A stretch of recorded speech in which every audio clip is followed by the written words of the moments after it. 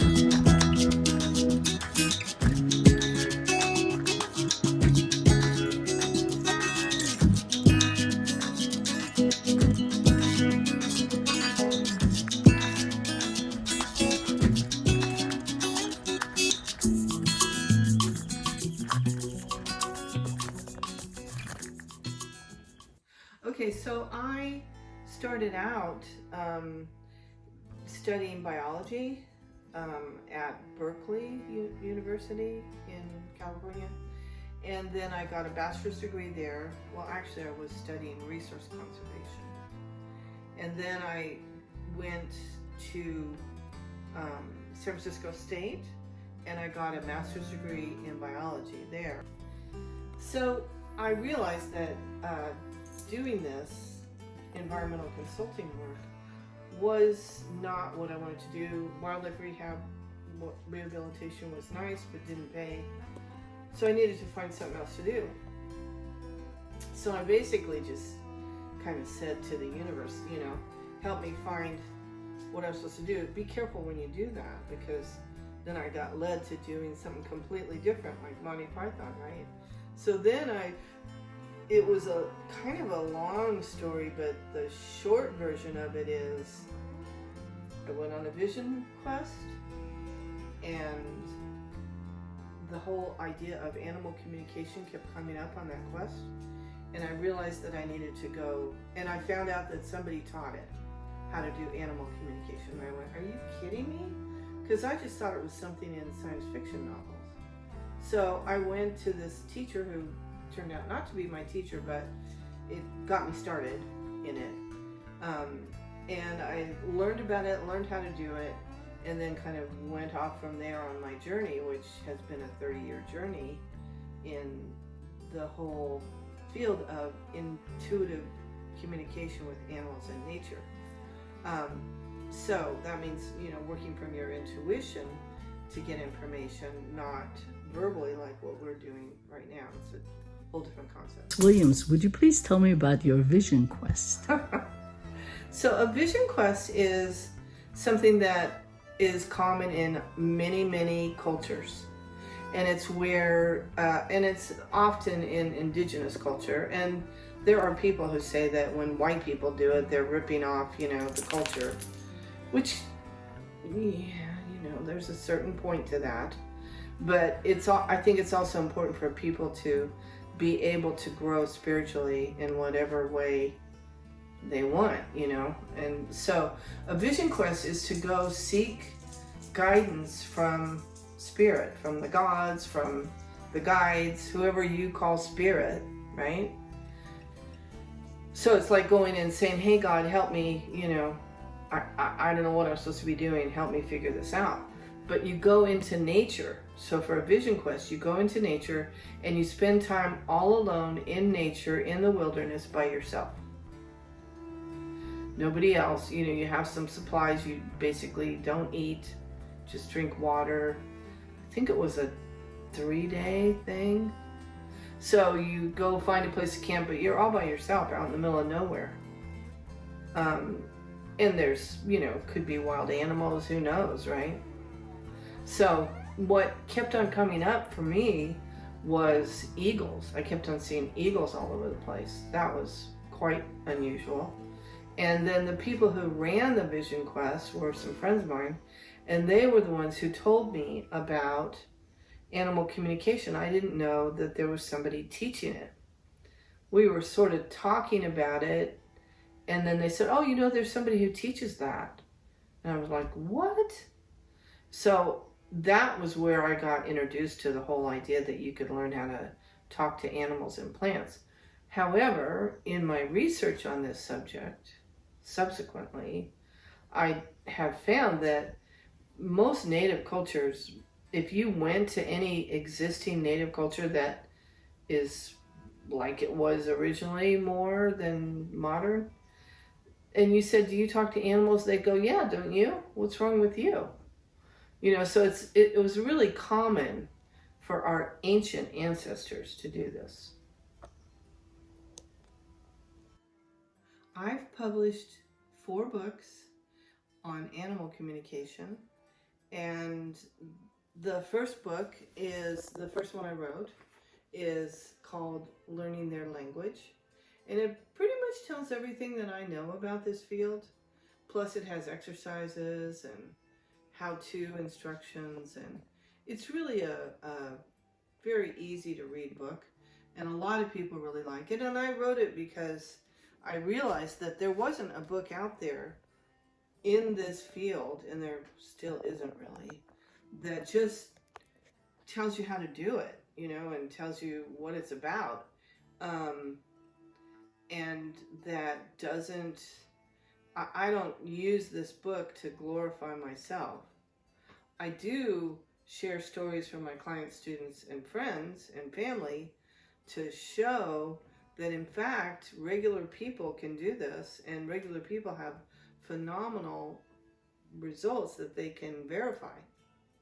The second book I wrote is called Beyond Words, and it is a book that where I decided to do some research and looked into if there was any documentation about how indigenous cultures had been able to do this, talking with animals and nature intuitively, because I believed that they could, and they did, but indigenous culture isn't really documented or written down. However, there was a guy in the 1950s, Ronald Rose, who wrote a book called Primitive Magic, and he actually was funded by the Psychic Research Society to go to Australia and study Aborigines. And what he determined is that the Aborigines were getting information from animals around them about what was happening in villages 200 miles away. And then they would go, oh, my kookaburra told me that so-and-so just died. And Ronald would be like, what? You know, and kookaburra is a bird. And he'd go, okay. And then he would send one of his assistants out, you know, to travel 200 miles to that village and find out if that person actually died the day before. And what he found out was that everything they were telling him from their animal familiars was true, verified, which I think is phenomenal. But of course nobody knows about that book. It was gathering dust in a library somewhere, but it's one of those, I think in the grand scheme of things, that's a pivotal book for our history on this planet, to understand that our indigenous ancestors absolutely did this. It was normal to them. If you went and asked any culture right now that's living in the old way, hey, do you talk to animals and plants? They go, yeah, don't you? You know, what's wrong with you? They would see us as weird, whereas we see them as weird. But, you know, that's true on a lot of levels. Most of them heal with plants and herbs and stuff like that, and energy, not with pharmaceuticals. So that's a big difference. Okay, so the third book I wrote is called Ask Your Animal. And this book is about how to use intuition and intuitive techniques to address different problems that you have with your animal, including physical stuff or behavioral problems. So it's a how-to. Oh, and I should mention that Beyond Words also has really, really incredible stories that I collected. So it's just a great book of stories. And then this fourth book is called My Animal, Myself. And this book goes into how to tell what your animal is doing in your life to help you heal and to teach you. And the premise of the book is that animals come into our lives on purpose, many times, to help us deal with issues and to help us heal and to help teach us what we need to learn. And this book really goes into that theory and develops it. And there is no other book like this. Basically, all my books are unique, and nobody has really done any books like this, even though lots of people have written books in this field. So when people want to know how to do this, I say, well, it's innate in us to be able to do this, but we have to rediscover it. And I have taught thousands and thousands of people by now. And I know that everybody can learn how to do it if they want to learn how to do it. And if you want to get something across to an animal, any animal, wild or domestic or something in nature, just say it out loud like you're talking to a person and they'll get it. Because we've been conditioned to suppress this ability, but nothing else, all other non-human life are masters at this ability, not just good at it. They're masters. So that's all you have to do to get your point across. If you want to be able to hear back, then you have to do some practice. And you have to do things that are verifiable. Like you have to go talk to somebody's dog and say, okay, what do you like to do? And, you know, tell me about what problems you've had in your life and tell me what happened this month to you. And then you go back to the person and go, okay, this is what I got. Is this right? And I'll just say that my students in my program, because I have a program for teaching people, they're 80 to 100% right all the time. Usually closer to 100. Wow. Now, if you're looking at talking to unusual things like mosquitoes or ants or bees or whatever, it's the same. It's the same technique. It's the same. They get it. They hear you just the same as a dog would. And it doesn't matter what their sensory abilities are. They get it intuitively. So you just say it out loud and they'll get it. And it doesn't even matter if you're in proximity. You can do this over immense distance and they will get it. So you can tell a mosquito, hey, you know, this is really annoying. You guys are really annoying. Now, is that going to make them not be annoying? Possibly not. But it's worth a try, you know. And yeah, so you can do your own experiments. The guy who wrote what I consider to be the best book on this subject, called Kinship with All Life, his name is J. Allen Boone, J the letter J, Allen Boone.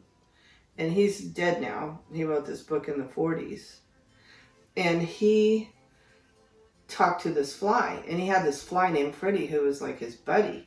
And Freddie would like sit on his finger and then he'd go, Freddie, do a flip. And the fly would do a flip and lay him back on his finger. I mean, it was phenomenal. And the book is about his adventures and discoveries of communicating with animals that he learned because his friend, he was in Hollywood, he was a screenwriter. His friends owned this dog that was like Rin Tin Tin, but not, it was contemporary of Rin Tin Tin. And when they went away, they had him, Jay Allen, take care of him. And that dog basically made Jay Allen relate to him as an equal. He's like, oh, no, I'm your equal.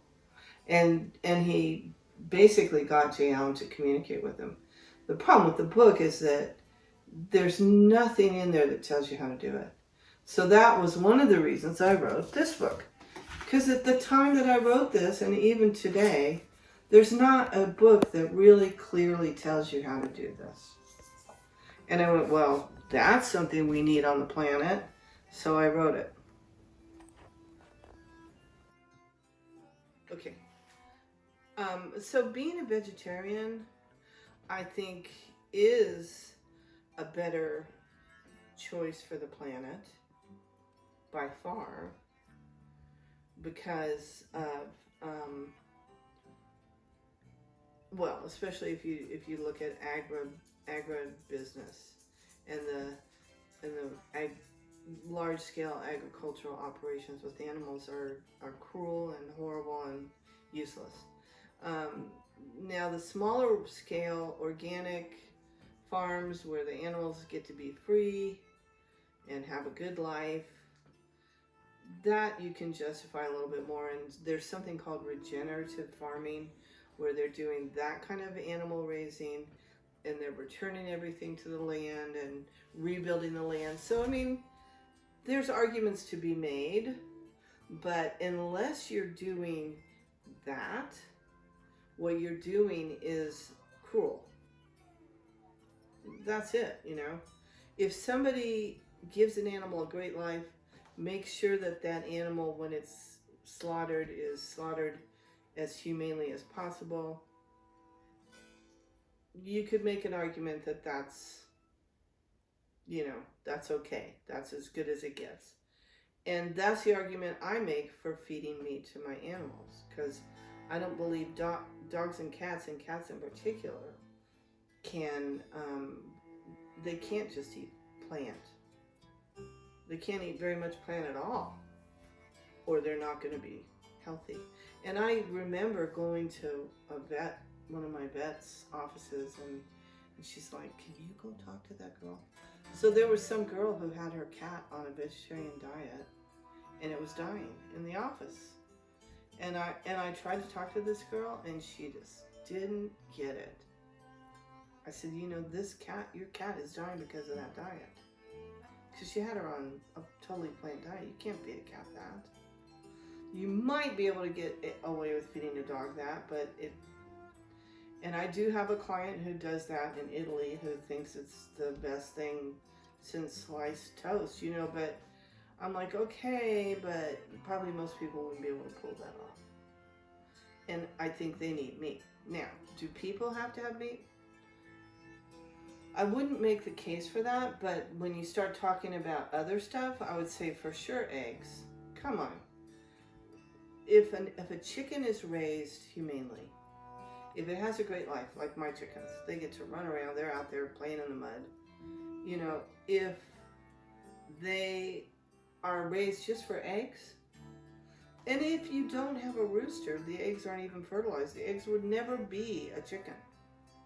They're just eggs.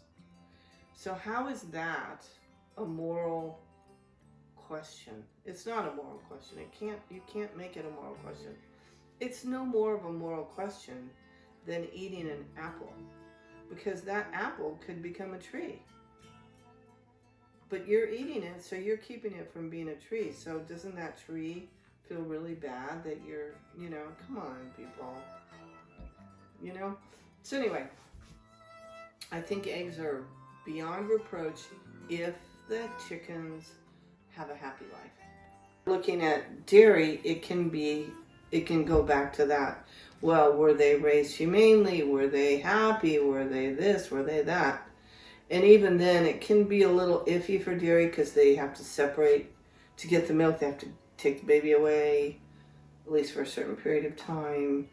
You could minimize that experience for the baby and the mom. You know, but I mean, it gets into a gray area, but eggs I don't think are a gray area if they're raised well. And then when you start talking about meat, I mean, getting killed is probably never going to be a great experience. But there are people who come out to your ranch and do ranch slaughter, and they do it in a really, you know, very low-key way so that it doesn't bug all the other animals. And, you know, I mean, okay, I can handle that. I mean, I am a biologist at base. And so I do think that things need to eat things to live, you know. So there's gray areas in there. But what isn't a gray area for me is anything having to do with agribusiness. Any kind of large-scale, mechanized, you know, pharmaceutical-based, small-size lodgings and holdings for animals, for pigs, for cows, for chickens. None of that's okay. Okay, so there's 6 ways that you can get information intuitively. And so when I say to people, tell me what intuitive impressions you're getting, that is the way intuitive communication works. Now, when you talk out loud to an animal, they might be receiving it in one of these 6 ways, but it doesn't matter. Because the way I see it is there's like a, you know, black box in between you and the animal, and it just interprets for them, and they receive it the way they receive it, and who cares? They get it. I know they get it. That part we know. I have a funny story about that.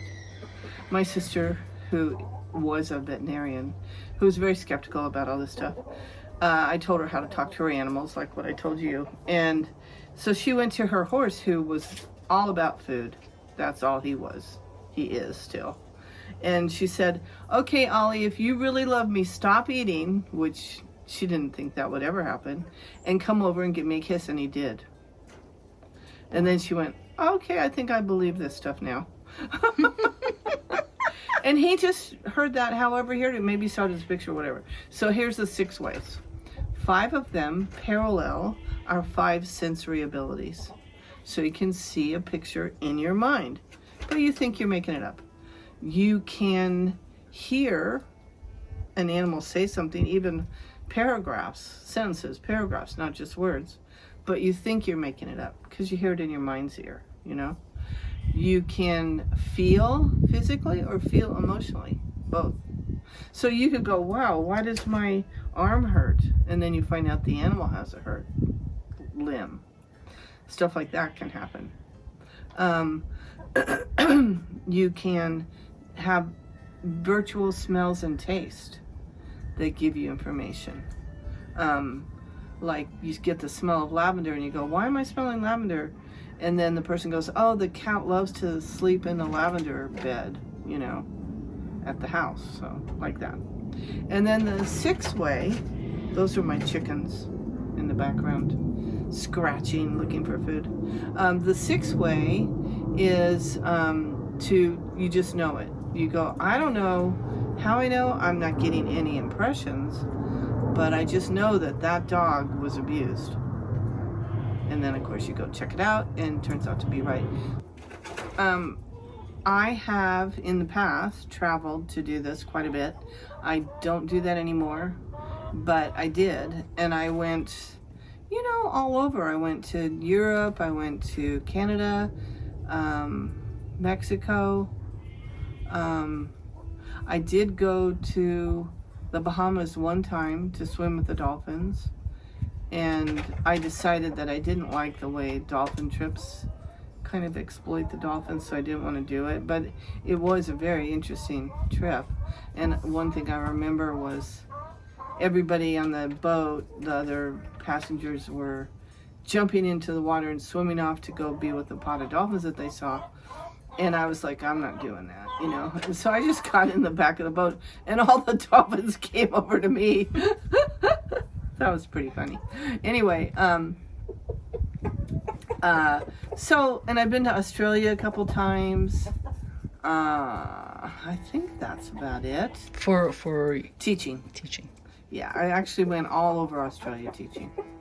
Now, the place I went the most was the Netherlands, because I had a couple of people who really liked me, who I got very close to. One of whom is still a really good friend. Facebook, like Zoom friend, right? And she had me come multiple times. I mean, I must have taught in Holland at least 10, 15 times. And I love Holland. I mean, it's a wonderful place to visit. I'm not so sure about the leadership, but that's true for every country, right? So, yeah. Okay, Marta, where can they find you? So I have a website, which is my name, martawilliams.com. And I also teach classes online now. So I don't travel, but if somebody wants to take a class, they can sign up for one of my classes online. I do teach a beginning class, so that you could try it out by taking a beginning class. If one is not scheduled on the schedule, I can do that as a private tutoring session. So people might be interested in that. And then I have a program, if somebody really wants to get good at this, they could be part of my master program. And that's described on my website. So the other thing I do is I also do consultations for people who have problems with their animals and behavior problems, or they want help finding holistic resources for their animals who are ill, or they have a lost animal. I do that too, using intuition. And my fees range from about $100 to $200 for classes and consultations. So the idea that one can do what's called medical intuition is real. It's a real thing. It is, however, not legal to do that, to make a diagnosis or to prescribe, because that's the role of a veterinarian. So I don't do that, but I can give people my impressions, and they can use those to decide like what they want the vet to, additional things they might want the vet to look at in addition to what the vet's already looking at, things like that. And I just try to only suggest ideas that won't be break the bank type thing, like, well, if they're doing a blood panel, make sure they do the kidney, that kind of thing. If they're already doing something like that, just include this. So I have, on many, many occasions, been absolutely accurate about what was going on physically with an animal. And one case that I wrote about in my book that happened early on in my career was one of the more telling cases, because it was a horse that was in West Virginia, I think, and it was acting up and being really dangerous when this woman would try to bridle it and ride it. And all these people were giving her advice like, well, you need to tie that horse to a cart and run him around, or they were just telling her to do all these things, tie him up for a day, and she's like, that just doesn't seem like the way to go here. So she had already had a bunch of 3 different vets check that horse, and they all 3 checked his teeth and told her that his teeth were fine. So then she called me, and when I talked to the horse said, I want to be good, but when she comes near me with that bridle, it hurts too bad. I cannot tolerate it. And he said, my mouth is so sore, I can't do it. And so I went back to her and I said, look, I don't know what's going on here, but he's telling me he's got problems with his teeth. And she said, well, 3 different vets looked in his mouth and said he was fine. And I said, okay, I don't know. All I know is this is what I got. So to check it out without having to pay a whole lot of money, I'm going to call one of my friends who lives near you who does horse massage. So my friend Lorinda went up to this lady's house, and when she got there, she called me and said, I have never seen a horse with more muscle tension in his neck than this horse. His neck is like iron. It's like he's not even real. That's how bad it is. And then she looked at his teeth and said, "It's his teeth, Marta." And then she got a vet that she knew to come and look at him, and the vet said, "This is one of the worst cases of tooth problems I've ever seen." Now, to his credit, one of the vets who had signed off on this horse came back to watch this vet do his teeth, the one who knew about teeth. Now, just so you know and your viewers know, horses, when they get teeth problems, what happens is they have a tooth that'll just keep growing in a point, like a knife coming down, and it'll start to dig into the flesh of the lower jaw, or if it's going this way, the flesh of the upper jaw.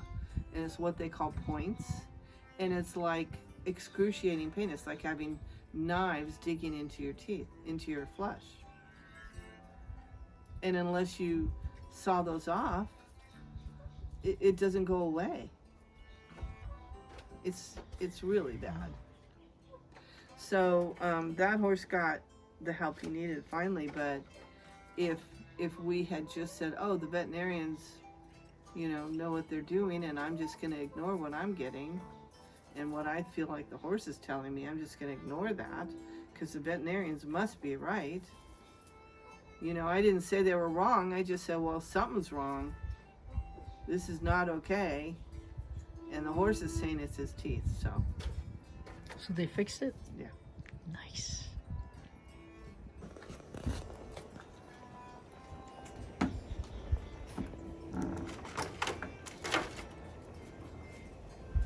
Yeah, I do have a good story. Okay, so this story is in my book, Beyond Words, and it's about a dog who got lost. And the lady who so the lady was from British Columbia, and the dog got lost from a pet sitter's house, and it went into a wilderness area where there were coyote packs. And everybody told this lady, "Look, your dog is toast, just forget it." And she just kept on, she and her mother, bless her mom, felt like the dog was alive. That was their intuition. Everybody else who knew her was giving her such a hard time. Get over it, stop, you're just obsessing. Your dog's dead, it's coyote country, And the dog was an agility dog, a Polish breed, really neat dog. His name was Swerve. And it's already in the book, so this story's already out there.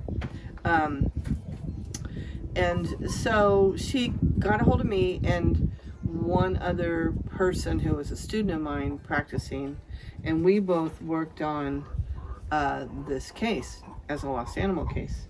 Hi, Darwina. And I think I told you I have them all named. So that's Darwina after Darwin, right? Darwina. That's Darwina. Darwina. Behind the... Anyway. So both my ex-student, and I got that the dog was alive. We were like, well, we think it's alive. And we got all these details, like I remember I got somewhere where there's green grass and there's a big truck, like, those trailer trucks. And it's right on the edge of the wilderness and this, that, and the other, right? And my student got all this other stuff. And the lady would go look for it and couldn't find anything we were saying, But she kept putting flyers up. We said, well, just keep putting flyers up. That's really important to do, by the way. And then I think it was 3 months later, some lady called her and said, I think I've seen your dog outside our place. Well, they lived right on the edge of that wilderness where the coyotes were. And her husband was a truck driver. And they had a big green lawn and they had a truck parked right next to it. And everything added up when she went out there. And then she saw her dog. And she was like, oh my God. And then her dog turned and ran away. And she's like, oh, shite. So she, that's German, so it's not really swearing if it's German. So she went home and got all this stuff, the dog stuff, her stuff, put it all around the lawn and hung out there waiting for, and the dog came back. And then when the dog came back, he smelled all his stuff. She opened the door to her car and called his name, hey, Swerve, and he just ran and jumped right in the car like nothing had happened. Wow. And he had managed to stay alive living in between two coyote packs. Wow. But she got him back. And that was because she believed in her intuition. Okay, so my next project, or my current project, is divergent from animal communication to some extent, because I'm writing a novel. And it's a mystery novel, and it's an environmental mystery novel that is based on the whole concept of climate manipulation. But it's a comedy. So hopefully people will read it and laugh, and as they're laughing, learn something, because I couldn't figure out any other way for people to get it about weather manipulation. And there's also going to be animal communication in that. But it's going to be a little bit of everything.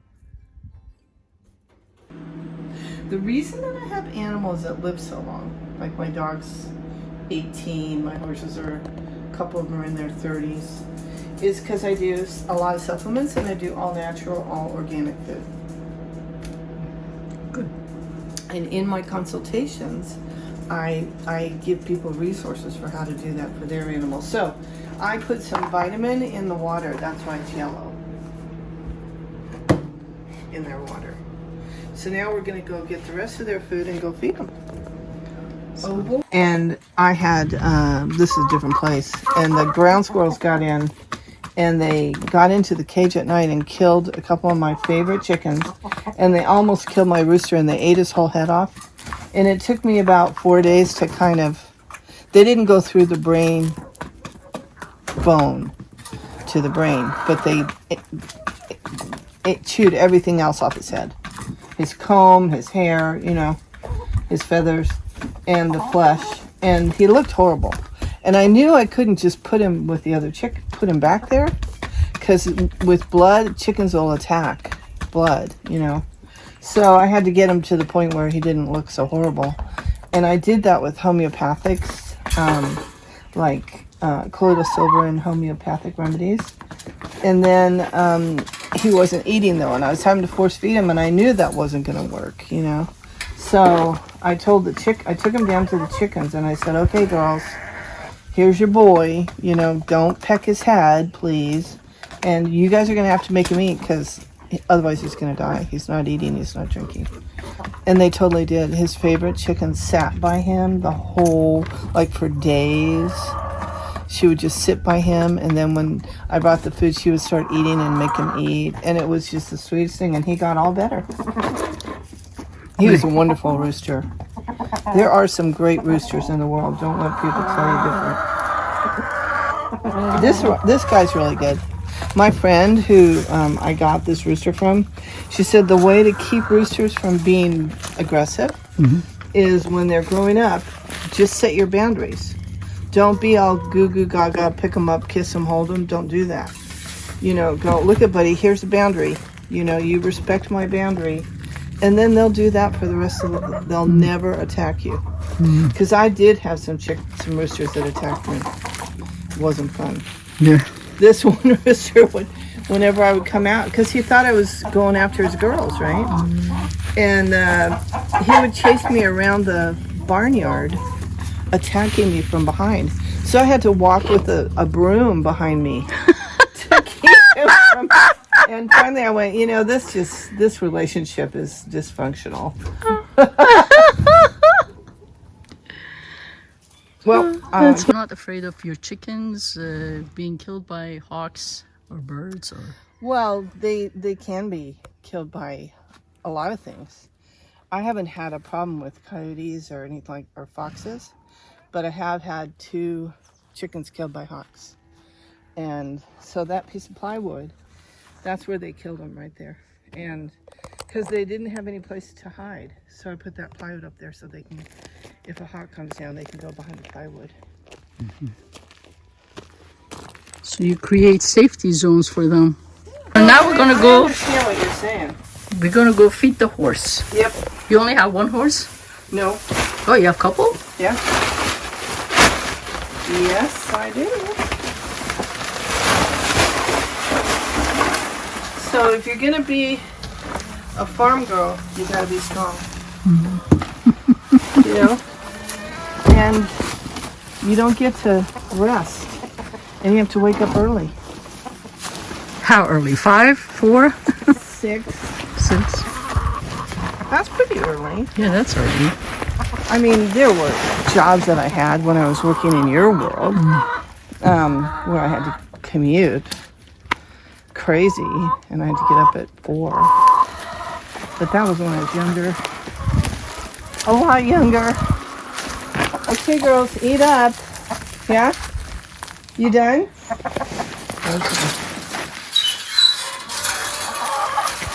Here you go. You guys want to go? Okay, this is fun. Now they're going to all run over there. There you go, girls. Maybe I should get out of their way.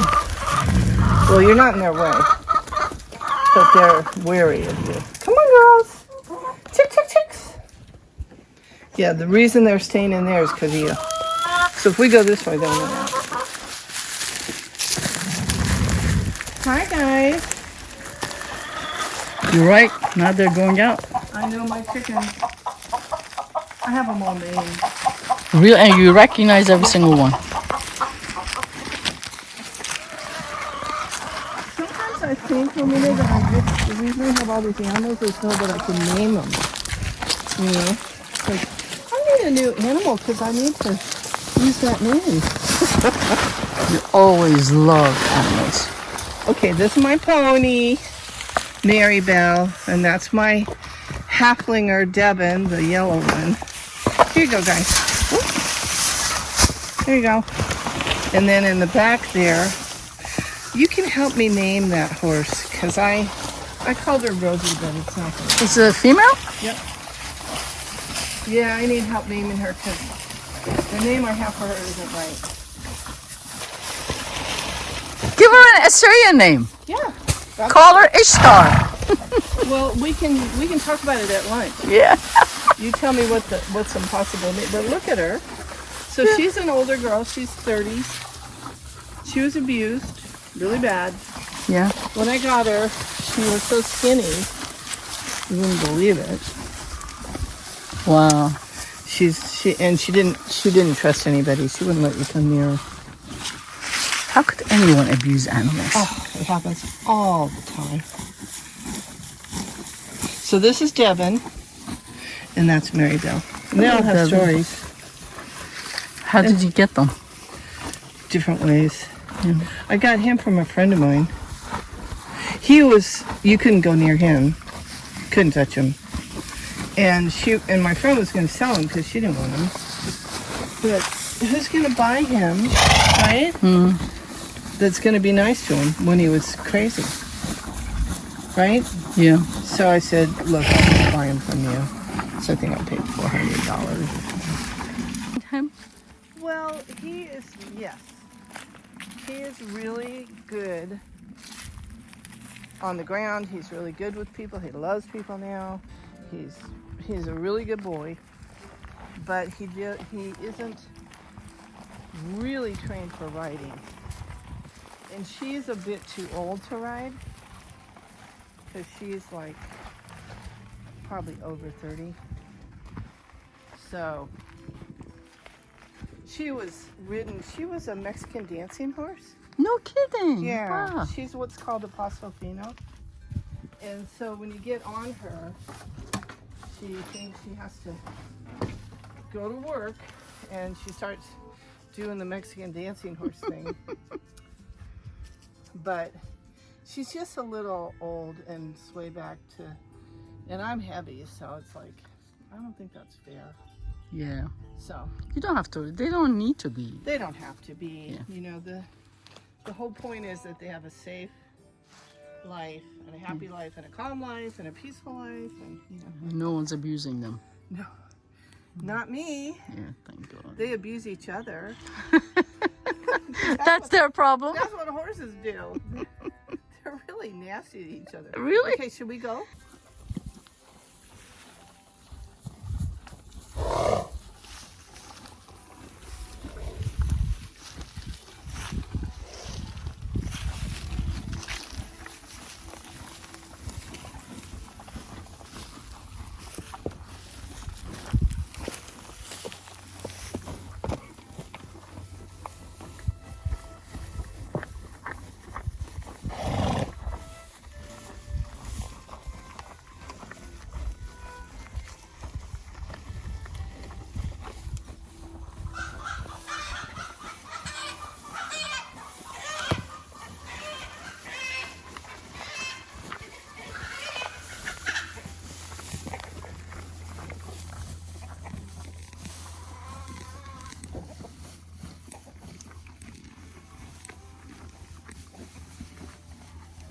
Carlos, you look like you had a hard day at the office.